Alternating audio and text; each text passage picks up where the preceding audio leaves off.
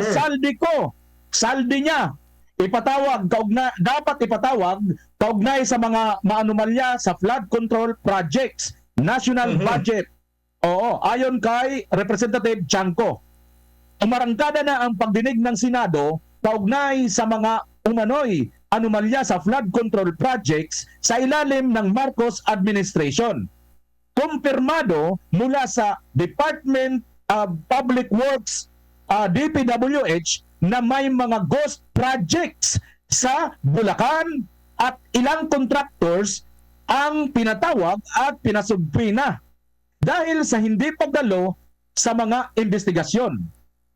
Pabor sinabutas Representative Toby Chanco na ipatawag si Congressman Saldico, dating House Appropriation Chairman, upang magpaliwanag sa mga isyu sa 2025 National Budget at Flood Control Fund. Allocation, giit ni Chanco, 4 lang ang membro ng small committee sa budget amendments, kung saan si Ko ang chairman at si Stella Kimbo ang senior vice chairman. Handa rin si Chanco na dumalo sa pagdinig kung iimbitahan ng Senado. Samantala, nagpahayag din si Manila Mayor Isko Moreno Dumaguso ng kahandaan dumalo sa Senado upang ibahagi ang impormasyon hinggil sa mga palpak na proyekto sa Maynila. Dahil sa mga isyong ito, may mungkahing ilipat ang 250 billion flood control funds sa mga mas kapakipakinabang na proyekto tulad ng pagpapatayo ng mga paaralan, ngunit may reserbasyon si Chanco sa panukalang ito. Partner, mukhang kanina nauna na natin pinag-uusapan itong mga pangalan na ito. Ano yung masasabi mo, partner, na mukhang parang dito rin pala ang ating pag-uusapan ngayon? Partner, banatan mo na to. Ako, talagang pabor ako dyan na dapat ipatawag si Saldico kasi siya yung chairman ng Appropriation Committee dyan sa Kongreso. Ito, lalo pang nadagdagan ng dahilan dahil kasama siya sa small committee. Yung small committee partner, parang ito po yung nagbibigay ng mga pork barrel sa mga kongresista. Papasok ka sa portal, pagpasok mo sa portal, hihingi ka ng budget, ang small committee, ang mag-aproba. Ang miyembro dito, 4, kasama dito si Manix, si Libanan, kasama si Libanan, si Kimbo, at saka si Ko. 4 yan sila, partner. Panglima yan, si Martin Romualdez. Dapat kasama si Martin Romualdez, ipatawag dyan sa Blue Ribbon Committee. Mas maganda, nandun si Toby Chanco, sama na rin si Magalong, Yormisco, para rambol na sa Blue Ribbon Committee nang magkaalaman talaga kung sino yung mga nakinabang dito sa nakakatakot na trilyones na pundo ng bayan sa flood control projects na inaasahan mo na hindi babahain ang buong Pilipinas. Yung pala talagang babaha dahil yung pera hindi nagamit sa tama.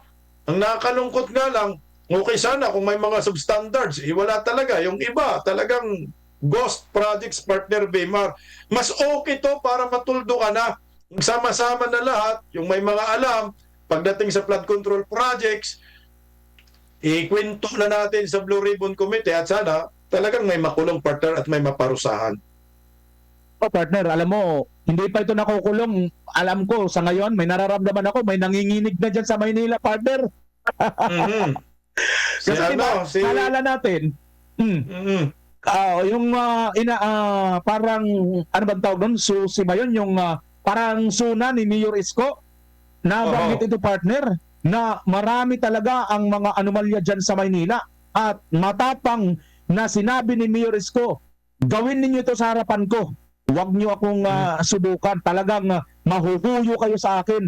At ngayon, partner, sa tingin ko lang, napakaseryoso ni Mayor Isko Moreno Dumaguso. Sana lang, mga kapartner, isama talaga itong si Toby Chanco, isama rin si Mayor Magalong para talagang pero sama-sama talaga. Oo, magkaroon talaga ng harapan sustansya. talaga ito. Pero may sustansya. Correct. isama talaga itong mga sana nga isama pa rin si Atty. Vic Rodriguez dahil 'di ba yung naalala mo bago itong usapin na kasi 2025 budget ito partner matatandaan natin 'di ba pinasabog ito ni Congressman Ungab ni Tatay Digong at ni Atty. Vic Rodriguez itong budget nitong 2025 na ang daming blanco at pagdating doon sa GAA kumpletos regados na. Yun naman pala, gawa pala ito nitong natukoy ni Tiangco ngayon na small committee na to. Biruin mo partner, small lang siya pero terrible. Ito talaga ang literal. Small but terrible. Partner, tama ka dyan. Grabe partner, mayroon palang ganito. Realidad pala itong dati, kasabihan lang yan, small terrible na yan eh. Matindi. So partner, ang mangyayari dito, total, nakita ko napanood ko noon si Senator Marcolita at Mayor Isko nung kasagsagan ng kumpanya, magkaibigan sila. Sa tingin ko partner, magkakaroon ng katotohanan ito.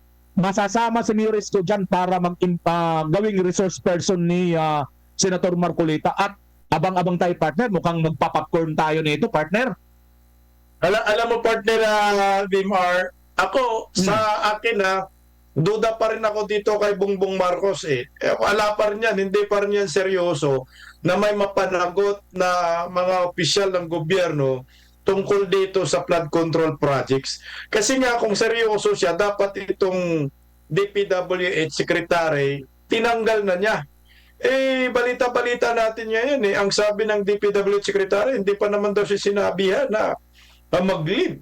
Dapat sinuspende muna or itong si Saldico, si Saldico, total sila naman yung may hawak ng pondo, di ba? Saldico, si Manix, si Kimbo, tsaka si Libanan, yung apat na yan, kasama na si Martin Romualdez, dapat may hold departure order na dyan sa airport para hindi na makalayas ba? Kasi sila naman talaga ang may dahilan nito, itong may hawak ng pondo. Sabi nga nung kongresista sa Mindoro wala naman akong wala naman akong kinalaman dyan sa mga insertion kasi yung sa Mindoro partner, mantakin mo yung 800 million na pondo ng flood control projects, ginawang 1.9 billion pesos. Ngayon nagturo siya, tinuro niya yung DPWH at ang sabi niya, wala daw siyang alam dyan sa pondo dahil hindi naman siya miyembro ng BICAM at lalong hindi siya miyembro ng small committee. Hindi ka naman bibigyan ng additional insertion na almost bilyonis din kung hindi ka humingi sa small committee. Binanggit na ni Toby Tiangco yung apat na miyembro ng small committee. Ano bang hihintay ng presidente ng Republika ng Pilipinas? Sila yung may dahilan pala nito. Dapat sana mag-hold departure na para hindi na makatakas itong mga kurakot na ito kasi lalayas yan Anong iimbestigahan natin pag lumayas? Parang si Andy Bautista lang yan. Nung ginawa ni Andy Bautista, nilayasan niya ang Pilipinas kasi alam niya, talagang sakuti na siya. Balita natin si Saldico may eroplano, di umano. Pag hindi po yan ma-hold departure order, wala rin. Tatakasan lang ang mga pera na yan na ninakaw sa taong bayan, partner. Partner, kasi mabilis lang nilang magawa yan dahil ganun nga ang ginawa nila kay Tatay Digong partner na yung eroplano kakawag-kawag, di ba? Ilan lang silang sakay. Si Tatay Digong lang siguro mga wala pang 10 ang sakay nun pero lumipad papuntang Dahig partner. At speaking ng eroplano partner, itong eroplano na sinakyan ni Tatay Digong, gamit-gamit lagi ni Marcos Jr. partner. Nakikita natin sa mga lakad ni Marcos na yun ang gamit niya na eroplano na yun, di ba? Parang alam mo partner, minsan nakaisip tuloy tayo na talagang hindi kung sino man ang nagpadala talaga o nagkid ng Tatay Digong no? Partner no. Pero balik tayo dito sa ating topic Sir, maganda to yung comment ni Jason Capispisan partner. Sabi ni Jason Capispisan, sana freeze ang mga account ng mga involved diyan. Tama. Yung mga bank account, i-freeze muna yung apat na yan. Kasama si Martin Romualdez. Bakit ba natin excuse yan? Siya naman yung leader dyan sa House of the Representatives. Lahat ng ginagawa ng mga representative na dyan, Hindi naman yan maglakas ng loob na gagawa ng kademonyuhan kung walang basbas sa pinakataas. Kontrolado yan ng Speaker of the House, partner.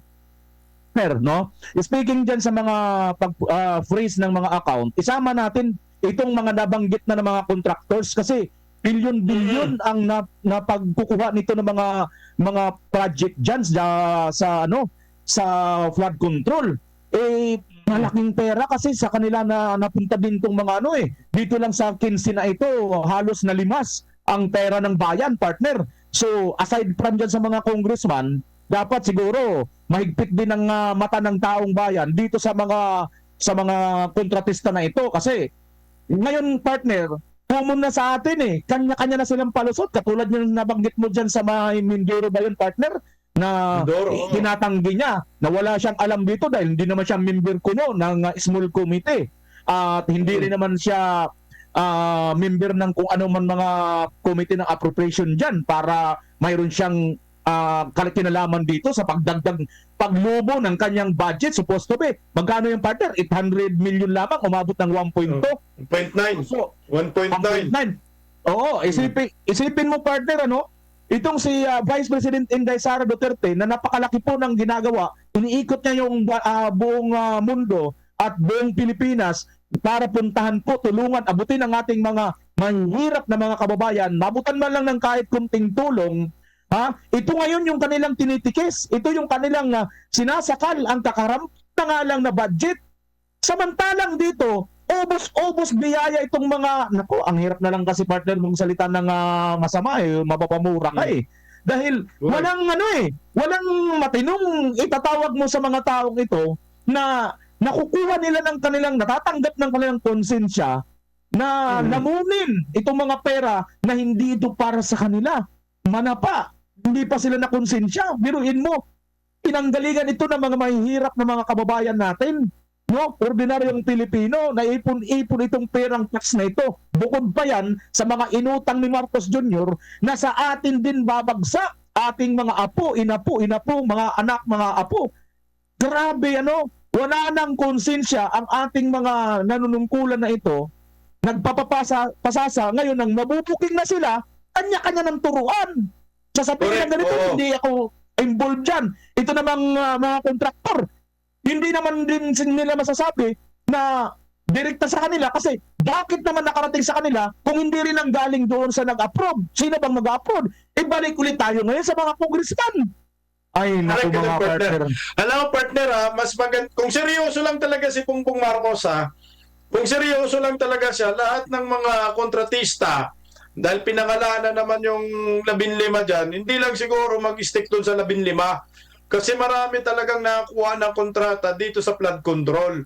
Ang gawin niya dito, lahat ng mga distrito na mayroong proyekto sa flood control projects, kung si Tatay Digong siguro malamang ito ang gagawin ni Tatay Digong i-lifestyle check lahat ng mga kongresista, i-lifestyle check lahat ng mga kontratista. Tingnan po natin kung ano po ang nangyari sa buhay nila.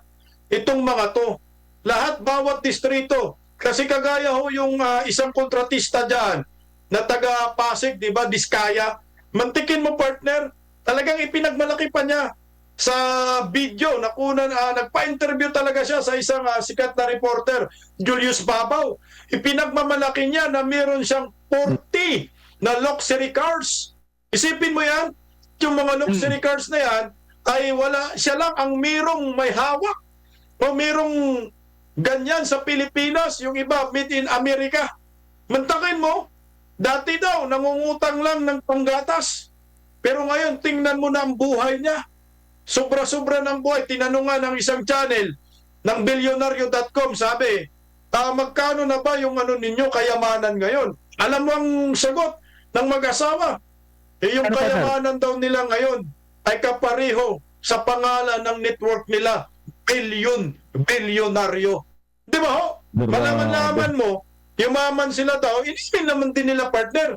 Yumaman sila dahil sa DPWH na ito ngayon, kasama sa 15 na pinangalanan ni Bongbong na maraming ghost projects, ang dami dyan sa Laguna, yung Timothy, Timothy na construction company, St. Timothy. Diyos ko, bilyones ang pira na dapat yan ay ibalik nila yung mga pira nila sa kanilang pamilya, kumpiskahin lahat ito. Lahat ito embargohin, kunin ng gobyerno. Ang problema dyan, partner, kung kukunin ni Bongbong, i-deposit sa account niya.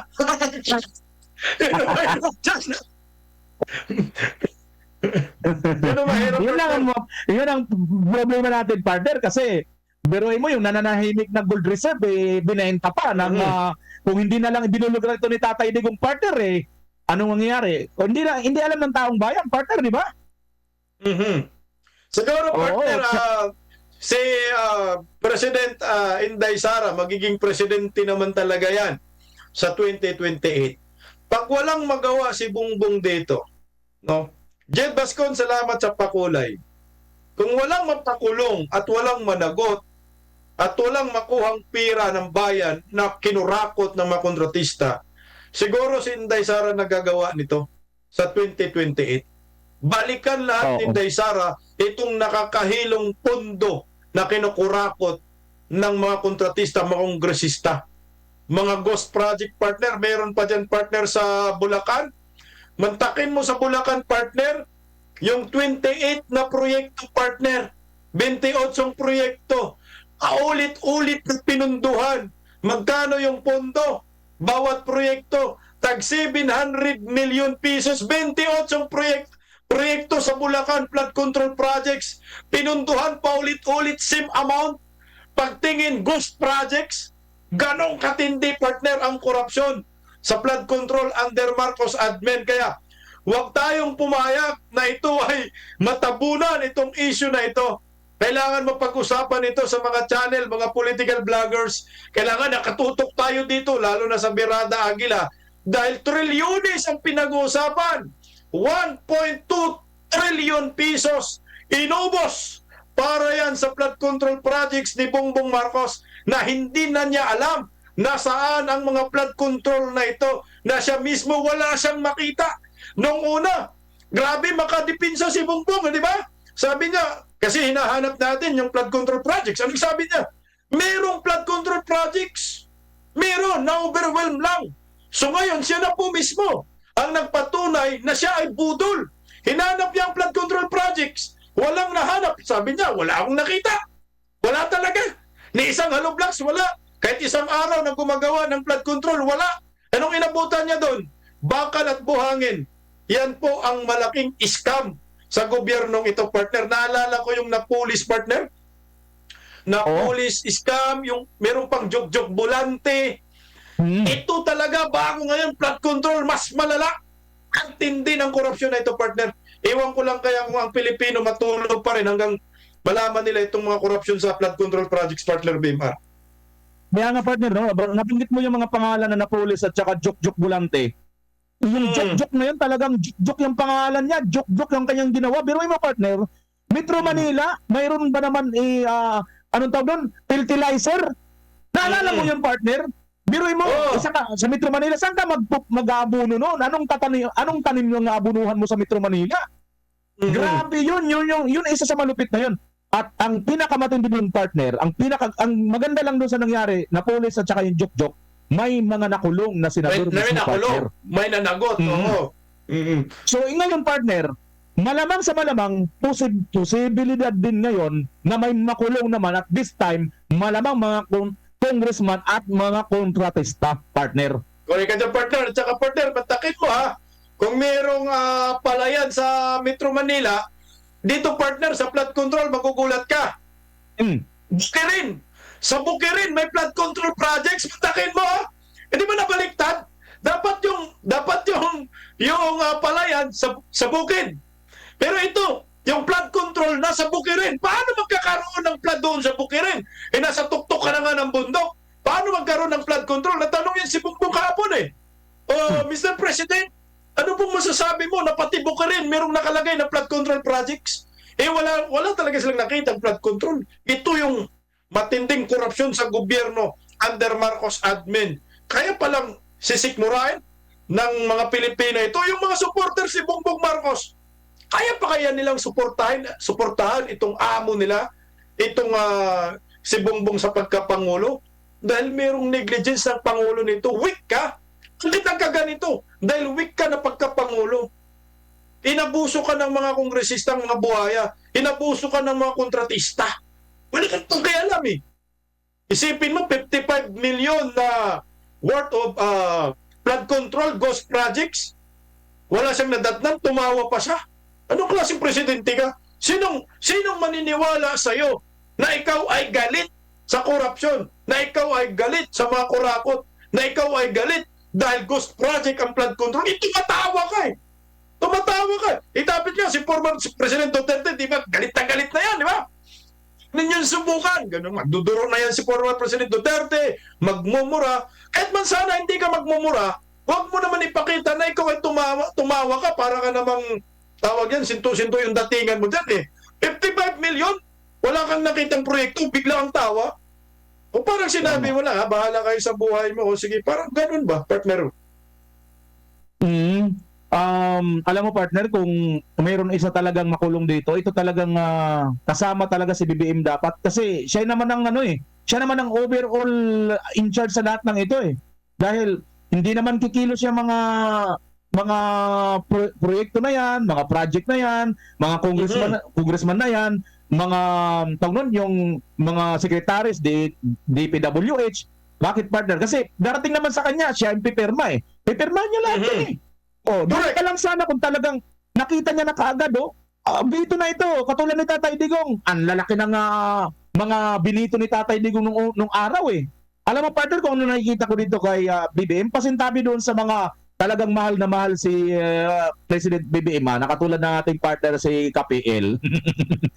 Alam nyo, itong si BBM para sa akin, sa tingin ko, instead na Marcos Sr. 2.0, parang lumalabas Pinoy 2.0 ito. Bakit partner? Nabanggit mo kanina yung ang flood control nandoon sa mga bukid.